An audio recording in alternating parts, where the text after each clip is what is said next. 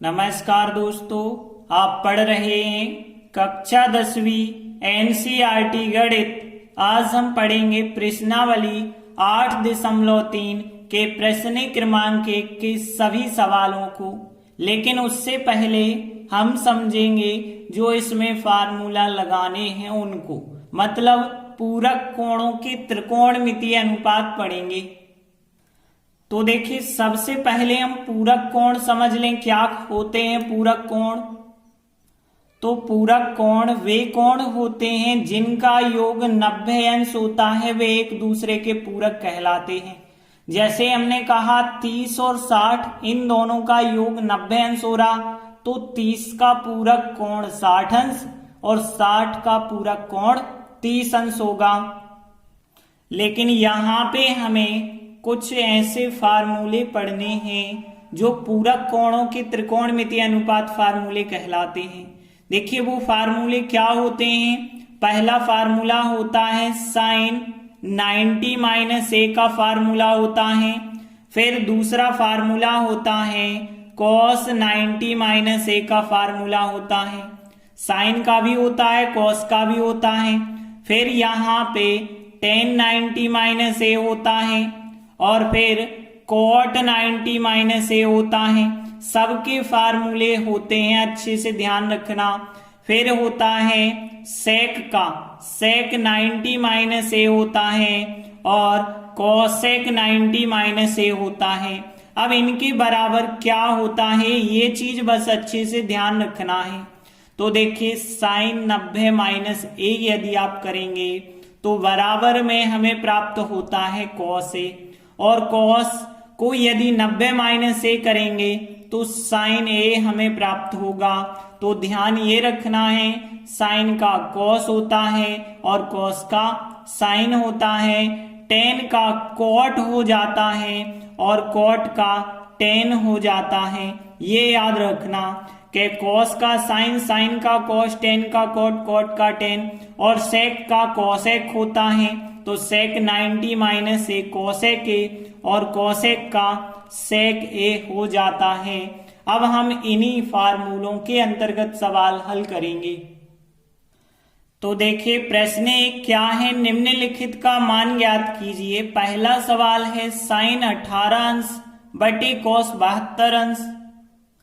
तो देखिए यहाँ पे हमारी जो त्रिकोणमितीय अनुपात वाली सारणी थी 0, 30, 45, 60, 90, ये वाली टेबल तो यहाँ काम ही नहीं कर रही, क्योंकि 18 का मान तो हमने देखा ही नहीं है, 72 का मान भी नहीं देखा, तो उस टेबल से तो सवाल हल हो ही नहीं सकता था।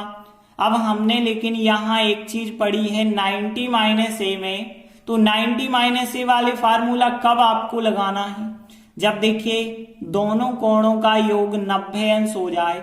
18 और 72 इन दोनों का योग हो रहा 90 के नहीं हो रहा, बताओ। हो रहा, बिल्कुल हो रहा 90। तो आप 90 - a का फार्मूला लगा सकते हैं। अब लगाते कैसे हैं ध्यान देना। तो देखिए इन दो का योग 90 हो रहा है, तो दो में से या तो आप इसमें 90 - a का फार्मूला लगाएंगे या फिर इसमें लगाएंगे, एक किसी में लगाएंगे। जैसे हमने सोचा हमें तो ऊपर वाले में लगाना है फार्मूला, तो हमने साइन, अब देखिए यहां पे हम 18 को बदलेंगे 90 - a में। तो देखिए 90 माइनस कितना करेंगे, 90 में से कितना घटाएंगे कि 18 आ जाए। तो यहां जो बगल में संख्या लिखी होगी वो लिख देना।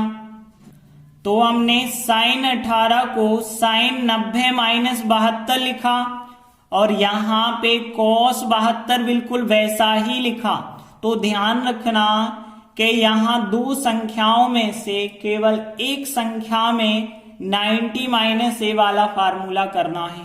साइन 18 को हम क्या लिखेंगे, साइन को साइन ही है, और यहां पे 18 को 90 माइनस, और 90 माइनस क्या लिखना है, तो बगल में जो संख्या दी जाएगी वो लिख देना है। तो 90 - 72। अब आप घटा के देखोगे तो 18 ही मिलेगा ना। अब देखिए अब फार्मूला हम लगाएंगे। देखिए साइन 90 - a बराबर हो जाता है cos a, मतलब साइन का बन जाता है cos और यहाँ जो भी कोण होता है वो कोण आ जाता है। 90 अब हट जाते हैं तो यहाँ साइन 90 माइनस समझ लीजिए ये हो गया ए, तो यहाँ पे साइन का क्या बन जाता है कॉस, और ये वाला कोण आ जाता है, तो यहाँ पे कॉस 72 आ गया और नीचे भी क्या चल रहा है कॉस 72 चल रहा है। अब देखिए ऊपर नीचे एक सी संख्या हो तो आंसर कितना होता है 1 होता है, क्योंकि ऊपर नीचे की संख्या कट जाएगी तो 1 हमारा उत्तर हो जाएगा। तो प्रश्न 1 के फर्स्ट सवाल का आंसर कितना हो गया 1, और हम अंत में लिख सकते हैं अतः अभीष्ट मान 1 है। अगला सेकंड सवाल वो भी इसी प्रकार से है।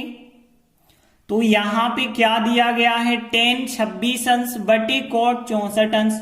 यदि हम यहां भी देखें तो 26 और 64 दोनों का योग 90 होता है, तो हम फिर वैसे ही करेंगे। तो यहां दो में से किसी में 90 माइनस ए फार्मूला लगाएंगे। नीचे वाली संख्या को हम वैसे ही लिख रहे हैं, केवल ऊपर की संख्या में हम फार्मूला लगा देते हैं। तो tan 90 माइनस, अब 90 माइनस हम कितना करें कि 26 आ जाए, तो आपको दिमाग में जोड़ने घटाने की जरूरत नहीं, बगल में ही लिखा है 64, तो यहाँ 64 ही हमें करना पड़ेगा। अब देखिए यहाँ पे 26 को तो हमने लिख दिया 90 माइनस 64, लेकिन नीचे की संख्या को नहीं बदलना है, किसी एक में ही फार्मूला लगाना है।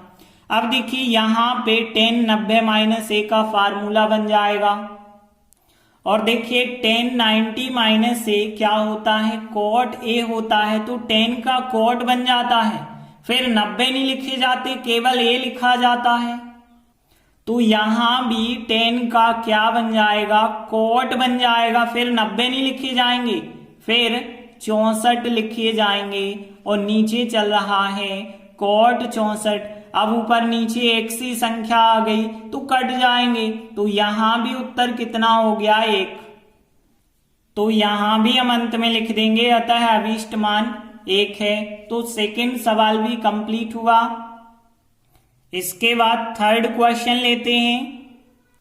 तो क्या दिया गया है हमें cos 48 माइनस साइन 42, इसका मान हमें निकालना है।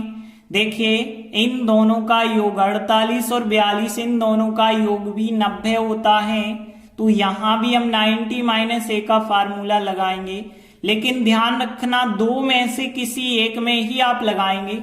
जैसे हम यहीं पे शुरुआत में लगा देंगे तो बाद में नहीं लगाएंगे, फिर यहाँ पे cos यहाँ 90 माइनस ए बनाएंगे और साइन 42 को हम वैसे ही लिखेंगे। अब देखिए यहाँ cos 48 को आप 90 माइनस कितना लिखेंगे, तो बगल में लिखा है आपके पास, तो 90 माइनस 42 लिखेंगे। अब आप घटा के भी चेक करोगे तो 48 ही आएगा। अब देखिए इसके बाद हमें क्या करना है, यहाँ cos 90 माइनस ए वाला फार्मूला लग जाएगा। तो देखिए cos 90 माइनस ए बराबर क्या होता है साइन ए, cos का साइन बन जाता है और 90 हट जाते हैं, केवल ए बस आ जाता है, तो यहाँ cos का क्या बन जाएगा साइन बन जाएगा, 90 हट जाएंगे, केवल कितना आ जाएगा 42 आ जाएगा, और यहाँ पे फिर माइनस साइन 42 वैसे ही आप लिखेंगे। अब देखिए यहाँ पे साइन 42 में से साइन 42 घटाएंगे तो यहाँ पे संख्याएं कट जाएंगी, और ध्यान रखना एक धन की एक ऋण की कटती है तो उत्तर कितना आता है 0, लेकिन अंश बटे हर की संख्या कटती है तो उत्तर आता है 1। अतः अभीष्ट मान कितना हो जाएगा इसका 0 हो जाएगा। तो थर्ड क्वेश्चन भी कंप्लीट हुआ। अगला चौथा क्वेश्चन है। तो क्वेश्चन क्या है, कोसेक 31 माइनस सेक 59 का हमें मान निकालना है। अब कैसे निकालेंगे, यहां ध्यान देना इन दोनों का योग 90 हो रहा कि नहीं हो रहा, 31 और 59 को जोड़ेंगे बिल्कुल 90 हो रहा, तो हम क्या करेंगे दोनों में से किसी एक में 90 माइनस थीटा वाला फार्मूला बनाएंगे। तो यहां हम पहले में ही 90 माइनस थीटा का फार्मूला बनाएंगे, तो कोसेक और यहाँ पे 90 माइनस ए बनाएंगे और माइनस सेक 59 को हम वैसे ही लिखेंगे। तो क्या करना है, दो में से किसी एक में ही फार्मूला लगाना है। अब देखिए यहाँ 31 था, अब इसकी जगह हम 90 माइनस ए बना रहे हैं, तो 90 माइनस हम कितना करें कि 31 आ जाए, तो बगल वाली संख्या, बगल वाली मतलब 59, 90 में से 59 घटाएंगे आप तो 31 ही बचे होंगे। अब देखिए यहाँ कोसेक 90 माइनस ए वाला फार्मूला लगाएंगे, तो कोसेक 90 माइनस ए बराबर होता है सेक ए, कोसेक का सेक बन जाता है, 90 हट जाते हैं, केवल ए आ जाता है, तो यहां भी कोसेक का सेक बन जाएगा, 90 हट जाएंगे, क्या आ जाएगा, 59 आ जाएगा। और फिर माइनस सेक 59 जो पहले से हैं उनको तो केवल लिखते चलना है। अब देखिए सेक 59 में से सेक 59 घटाएंगे तो यहां भी 0 आ जाएगा, क्योंकि उतने ही धन के हैं उतने ही ऋण के हैं, तो यहां पे उत्तर कितना होगा, 0। अतः अभीष्ट मान 0 हो जाएगा। तो इस प्रकार से प्रश्न 1 के सभी सवाल कंप्लीट हुए। धन्यवाद।